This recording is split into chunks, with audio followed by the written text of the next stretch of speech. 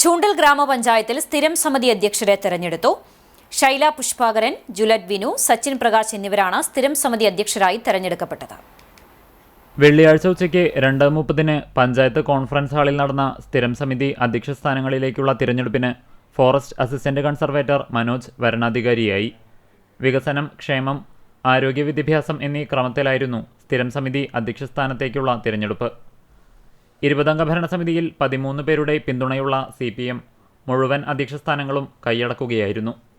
3 സ്ഥിരം സമിതികളിലേക്കും വോട്ടെടുപ്പിലൂടെയാണ് അധ്യക്ഷരെ തിരഞ്ഞെടുത്തത്. വികസന സ്ഥിരം സമിതി ചെയർമാൻ സ്ഥാനത്തേക്ക് CPM-ലെ ശൈല പുഷ്പാകരനും കോൺഗ്രസിലെ ഷൈസീന ജംഷീറും മത്സരിച്ചതിൽ 2-നെതിരെ 3 വോട്ടുകൾക്ക് ശൈല പുഷ്പാകരൻ വിജയിച്ചു. ക്ഷേമകാര്യ സ്ഥിരം സമിതി അധ്യക്ഷ സ്ഥാനത്തേക്ക് LDF-ൽ നിന്ന് കേരള കോൺഗ്രസിലെ ജുലറ്റ് വിനുവും UDF-ൽ നിന്ന് കോൺഗ്രസ് അംഗം റസിയ അലിയും മത്സരിച്ചതിൽ 2-നെതിരെ 3 വോട്ടുകൾക്ക് ജുലറ്റ് വിനു വിജയം നേടി. കഴിഞ്ഞ ഭരണസമിതിയിൽ ആരോഗ്യ വിദ്യാഭ്യാസ സ്ഥിരം സമിതി അധ്യക്ഷയായിരുന്നു ജുലറ്റ് വിനു. ആരോഗ്യ വിദ്യാഭ്യാസ സ്ഥിരം സമിതിയുടെ ചെയർമാനായി CPM-ലെ സച്ചിൻ പ്രകാശ് തിരഞ്ഞെടുക്കപ്പെട്ടു. കോൺഗ്രസ് അംഗം അനീഷ് ആന്റണിയെ 1-നെതിരെ 3 വോട്ടുകൾക്കാണ് സച്ചിൻ പ്രകാശ് പരാജയപ്പെടുത്തിയത്.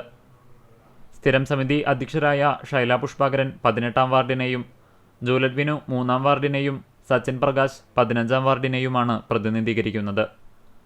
മൂവരെയും panchayat president Sini Prasad, vice president Jisha Sunilkumar, secretary MK മാറ്റ്ലി, പഞ്ചായത്ത് അംഗങ്ങൾ, LDF നേതാക്കൾ തുടങ്ങിയവർ പൊന്നാട അണിയിച്ച് അനുമോദിച്ചു.